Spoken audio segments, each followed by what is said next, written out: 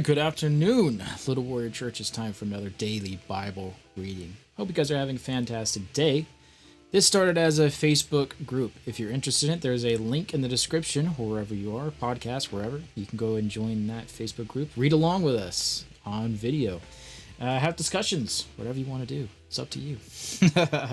All right, so let's go on to some Bible reading for today. Today we're going to be in the book of Ruth. Now, if you don't know anything about the book of Ruth actually does not mention God whatsoever. So, yay to all you atheists. No, I'm just kidding. So it doesn't mention God at all, but what it does is it shows us what God means for redemption. And it's a great story about love and redemption. So let's just go ahead and jump on into it. Ruth, the second chapter.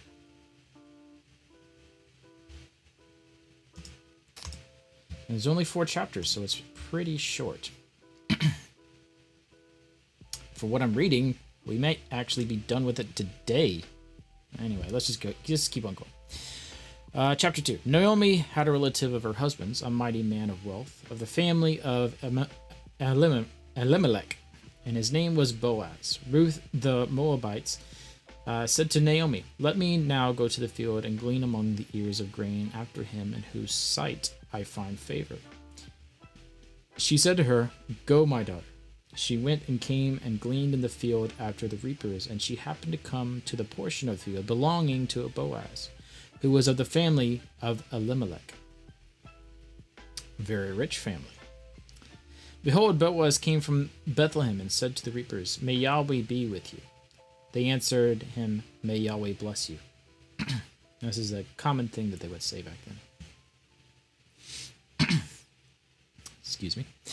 Then Boaz said to his servant who was set over the reapers, "Whose young lady is this? She must have been quite a sight." The servant who was set over her, the reapers, answered, "It is the Moabite lady who came back with Naomi out of the country of Moab."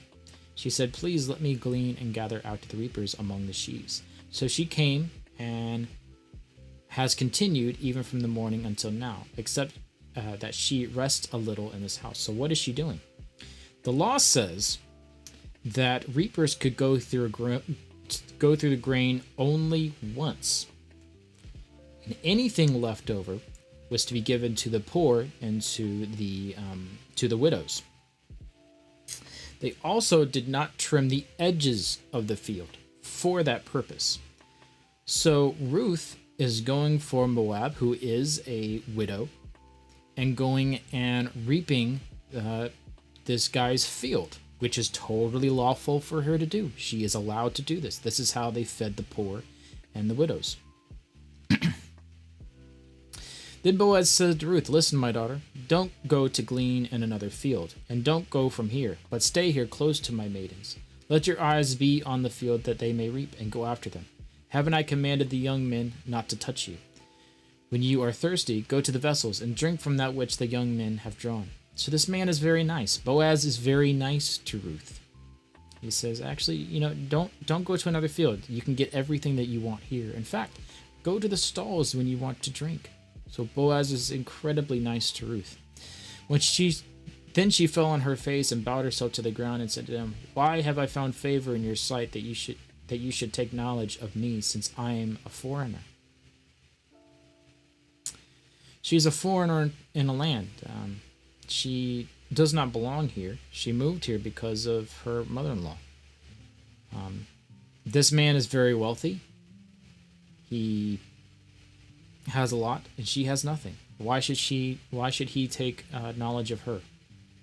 Boaz answered her, "I have been told all about you, what you have done for your mother-in-law since the death of your husband, and how you have left your father, your mother, and the land of your birth, and have come to a people that you didn't know before. May Yahweh repay your work, and a full reward be given to you from Yahweh, the God of Israel, under whose wings you have come to take refuge." Boaz is incredibly nice to this woman. Then she said, "Let me find favor in your sight, my lord, because you have comforted me, and because you have spoken kindly to your servant, though I am not as one of your servants. At mealtime, Boaz said to her, "Come here and eat some bread, and dip your morsel in the vinegar." She sat beside the reapers, and they passed her parched grain. She ate, was satisfied, and left some of it. When she had risen up to glean, Boaz commanded his young men, saying, "Let her glean even among the sheaves, and don't reproach her. Also pull out some of her from the bundles and leave it. Let her glean, and don't rebuke her." So he let her glean, but he also said to his servants, "Pull out from the bushels and leave it on the ground, so she'll think that she's getting some good stuff, but really we're going to leave it there for her." He was very much trying to take care of her, because he knew that this was a good woman. She was trying to take care of her mother-in-law any way that she could, and this is how she was doing it. And this is a humbling process to go out there and glean, because it's showing everybody that you're poor. So this is something that people would not want to do, but they had to do because they were starving. This is not something that you want people to see you doing at all. It would be very embarrassing. 17. So she gleaned in the field until evening, and she beat out that which she had gleaned, and it was about an ephah of barley. She took it up and went into the city. Then her mother-in-law saw that she had gleaned, and she brought it out and gave it to her that which she had left after she had enough. Her mother-in-law said to her, "Where have you gleaned today? Where have you worked? Blessed it be who noticed you." She told her mother-in-law whom she had worked, "The man's name from whom I worked today is Boaz." Naomi said to her daughter-in-law, "May he be blessed by Yahweh, who has not abandoned his kindness to the living and to the dead." Naomi said to her, "The man is a close relative to us, one of our near kinsmen." Ruth the Moabite said, "Yes, he said to me, 'You shall stay close to my young men until I have finished all my harvest.'" Naomi said to Ruth, her daughter-in-law, "It is good, my daughter-in-law, that you go with the maidens, and that they not meet you in any other field." So she stayed close to the maidens of Boaz, to glean to the end of the barley harvest and to wheat harvest, and she lived with her mother-in-law. Chapter 3. Naomi said to her mother-in-law, "My daughter, shall I not seek you rest for you, that it may be well with you? Now isn't Boaz your kinsman, with whom maidens you were? Behold, he will be winnowing barley tonight in the threshing floor. Therefore wash yourself, anoint yourself, get dressed, and go out to the threshing floor, but don't make yourself known to the man until he has finished eating and drinking. It shall be when he lies down that you shall note the place where he is lying. Then you shall go in, uncover his feet, and lie down. Then he will tell you what to do." She said to her, "All that you say I will do."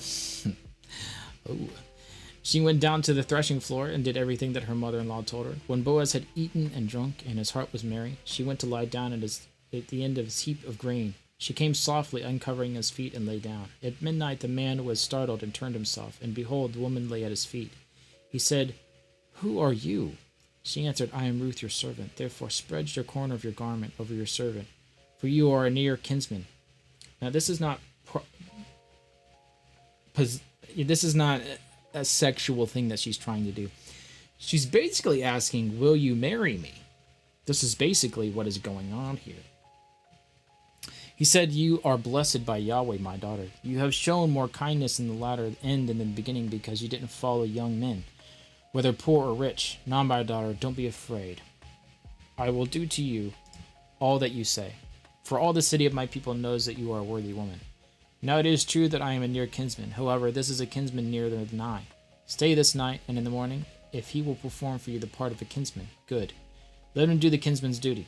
But if he will not do the duty of a kinsman for you, then I will do the duty of a kinsman for you. As Yahweh lives, lie down until the morning." So, from what I'm reading, and I could be wrong, but Boaz seems to be a little bit older than Ruth. And what Boaz is saying, there's a kinsman who is suitor to you, but if he doesn't want to do that, then I will. She lay at his feet until the morning. Then he rose up before one could discern another. For he said, "Let it not be known that a woman came to the threshing floor." He said, "Bring the mantle that is on you and hold it." She held it, and he measured 6 measures of barley and laid it on her. Then he went into the city. When she came to her mother-in-law, she said, "How did it go, my daughter?" She told her all that the men had done for her. She said, "He gave me these 6 measures of barley, for he said, 'Don't go empty into your mother-in-law.'" Then she said, "Wait, my daughter, until you know what has happened, for the men will not rest until it has settled this today." Chapter 4. Now Boaz went up to the gate and sat down there. Behold, the near kinsman of whom Boaz spoke came by. Boaz said to him, "Come over here, friend, and sit down." He came to her over and sat down. Boaz took 10 men of the elders of the city and said, "Sit down here," and they sat down. He said to the near kinsman, "Naomi, who was come back out of the country of Moab, is selling the parcel of land which was our brother's Elimelech's. I thought I should tell you, saying, buy it before those who sit there and before the elders of my people. If you will redeem it, redeem it. But if you will not redeem it, then tell me, that I may know. For there is no one to redeem it besides you, and I am after you." He said, "I will redeem it." Then Boaz said, "On the day you buy the field from the hand of Moab, you must buy it also from Ruth the Moabite, the wife of the dead, to raise up the name of the dead in his inheritance. Then, dear kinsman, I can't redeem it for myself, lest I endanger my own inheritance. Take my right of redemption for yourself, for I can't redeem it." So something in the law prevented him from redeeming this land. There's a whole bunch of laws. Something in the law prevented him from redeeming this land and keeping his inheritance. So that was a win for Boaz. Now, this is on the custom of a former time in Israel concerning redeeming and concerning the exchanging. To confirm all these things, a man took off his sandals and gave it to his neighbor, and this was a way of formalizing transactions in Israel. So the near kinsman said to Boaz, "Buy it for yourself." Then he took off his sandals. So this was a proof that they shook hands, pretty much, in America. Shake hands on it. Well, how's the proof? Well, they exchanged sandals. That's how they did it. Boaz said to the elders and to the people, "You are witnesses today that I have bought all that was in Elimelech's, and all that was in Chilon's and Mohalan's, from the hand of Naomi. Wherever Ruth the Moabites, the wife of Mahlon, I have purchased to be my wife, to raise up the name of the dead of his inheritance, that the name of the dead may not be cut off from among his brothers and from the gate of his place. You are witnesses today." All the people who were in the gate and the elders said, "We are witnesses. May Yahweh make the woman who has come out of your house like Rachel and like Leah," basically giving birth to many, many children, because that's what they did. Which both built houses of Israel and treat you worthy in Ephrathah, and be famous in Bethlehem. Let your house be like the house of Perez, whom Tamar bore to Judah, of the offspring which Yahweh will give you by his young woman. So Boaz took Ruth, and she became his wife, and he went into her, and Yahweh enabled her to conceive, and she bore a son. The woman said to Naomi, "Blessed be Yahweh, who has not left you today without a near kinsman. Let his name be famous in Israel. He shall be with you to restore of life and sustain you in your old age. For your daughter-in-law, who loves you, who is better than 7 sons, has given birth to him." Naomi took the child, laid him in her bosom, and became nurse to him. The woman, her neighbors, gave him a name, saying, "A son is born to Naomi." They named him Obed. He is the father of Jesse, the father of David. And David plays a big part. And he came from Ruth, which was considered to be cut off. But Boaz redeemed her. And by redeeming her, gave birth to Obed, who gave birth to Jesse, who gave birth to David, which was a king over Israel. It's funny how God works. Now this is the history of the generations of Perez. Perez became the father of Hezron, and we skip names over in this place because we don't do that here. So that is the book of Ruth, and it's a love story based on redemption. Why? Because Boaz saw, maybe she was pretty, who knows? Maybe she was incredibly pretty, but Boaz looked at her character more than anything, and I think that's what we need to look at. So let's go on to the book of John. Book of John, chapter 4.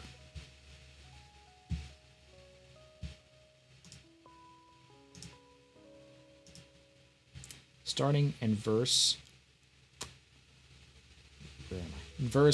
43. After the 2 days he went out of there and went to Galilee, for Jesus himself testified that a prophet has no honor in his own country. So when he came into Galilee, the Galileans received him, having seen all the things that he did in Jerusalem at the feast, for they also went to the feast. Jesus came therefore again to Cana of Galilee, where he made the water into wine. There was a certain nobleman whose son was sick at Capernaum. When he heard that Jesus had come out of Judea into Galilee, he went to him and begged him that he would come down and heal his son, for he was at the point of death. Jesus therefore said to him, "Unless you see signs and wonders, you will in no way believe." And what is the problem in signs and wonders? Jesus said we must worship it in spirit and truth. You must worship God. You must know God in the spirit. And yet these people want to see signs and wonders, and they think signs and wonders is the sign of God. What's the problem in that? Well, we saw in Genesis how Pharaoh had evil sorcerers, and they could perform signs and wonders with their sorcery. So should we be looking at signs and wonders? We see that the darker side, the dark side of here's Star Wars, but the dark side, as far as demonic spirits, they can perform quote unquote signs and wonders. They can do things that are beyond our capability. And Jesus says this as a sign, says, unless you see signs and wonders, you will in no way believe. You need to see these things in order to believe. But the point he's trying to say is you need to seek out spirit and truth. Verse 49, the nobleman said to him, "Sir, come down before my child dies." Jesus said to him, "Go your way, your son lives." The man believed the word that Jesus spoke to him, and he went his way. As he was going down, his servant met him and reported, saying, "Your child lives." So he inquired of them the hour when he began to get better. They said therefore to him, "Yesterday at the 7th hour the fever left him." So the father knew that it was in his hour in which Jesus said to him, "Your son lives." He believed, as did the whole house. This is again the second sign that Jesus did, having come out of Judea into Galilee.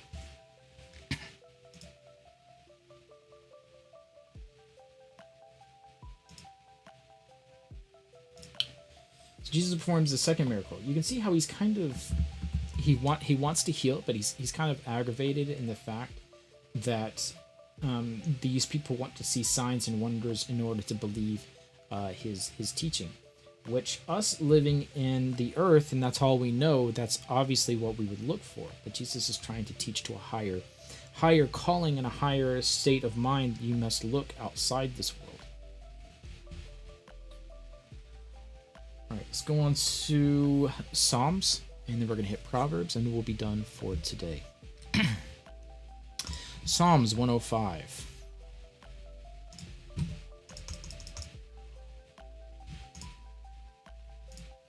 Starting in verse 16. He called for a famine on the land. He destroyed the food supplies. He sent a man before them. Joseph was sold for a slave. They bruised his feet with shackles. His neck was locked in irons until the time that his sword happened. And Yahweh's word proved him true. The king sent and freed him, even the ruler of peoples, and let him go free. He made him lord of his house, the ruler of all his possessions, to discipline his princes at his pleasure, and to teach his elders wisdom. Israel also came into Egypt. Jacob lived in the land of Ham.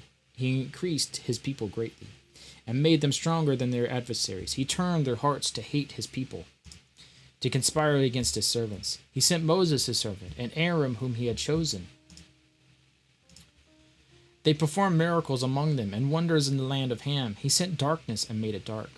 They didn't rebel against his words. He turned to their waters into blood, and killed their fish. Their land swarmed like with frogs, even in the rooms of their kings. He spoke, and swarms of flies came, and lice at all their borders. He gave them hail of rain, and lightning with their land. He struck their vines and also their fig trees, and shattered the trees of their country. He spoke, and the locusts come with the grasshoppers without number. They ate up every plant in the field, and ate up the fruit of their ground. He struck also the firstborn in their land, and the firstfruits of all their manhood.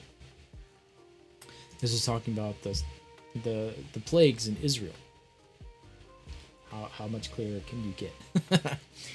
Let's go on to Proverbs. Let's get one proverb in for today. We're going to be reading in Proverbs 14. Starting in verse 26. In the fear of Yahweh is a secure fortress, and he will be a refuge for his children. The fear of Yahweh is a fountain of life, turning people from the snares of death. Dear Lord, thank you for today. Thank you for everything you've given us. Thank you for a chance at redemption, just like Boaz did for Ruth. Help us understand what redemption is and how badly we need it. Help us understand your word as we're going through it this year. And give us insights that can help us in our own life. In your name I pray. Amen. Thank you for joining me. May the 6th, I'll be with you tomorrow, May the 7th. I'll see you later.